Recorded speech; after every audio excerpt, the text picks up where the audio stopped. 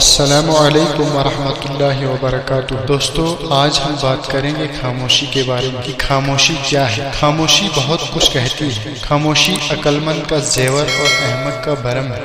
خاموش انسان پانی کی طرح گہرے ہوتے ہیں۔ جو انسان جتنا خاموش رہتا ہے وہ اپنی عزت کو اتنا ہی محفوظ رکھتا ہے۔ کچھ باتوں کا جواب صرف خاموشی ہے، اور خاموشی بہت خوبصورت جواب ہے۔ جب انسان خود سے مخاطب ہونے لگتا ہے تو دوسروں سے خاموشی اختیار کرتا ہے۔ خاموشیاں کبھی بے وجہ نہیں ہوتی۔ کچھ درد ایسے ہوتے ہیں جو آواز چھین لیتے ہیں۔ کسی کے ساتھ لڑنا جھگڑنا انسان کے وقار میں کمی لاتا ہے۔ ہر خاموشی ہاں نہیں ہوتی، کوئی قلعہ بھی ہو سکتی ہے۔ جو انسان تمہاری خاموشی سے تمہاری تکلیف کا اندازہ نہ کر سکے، اس کے سامنے زبان کا اظہار کرنا صرف لفظوں کو ضائع کرنا ہے۔ اپنے خلاف باتیں خاموشی سے سنو اور جواب دینے کا حق وقت کو دو۔ کیا ہماری گہری خاموشی کسی کو بتانے کے لیے کافی نہیں ہے کہ انہوں نے اچھا نہیں کیا؟ جب درد حد سے زیادہ بڑھ جائے تو انسان روتا نہیں، خاموش ہو جاتا ہے۔ تم جتنا زیادہ خاموش رہو گے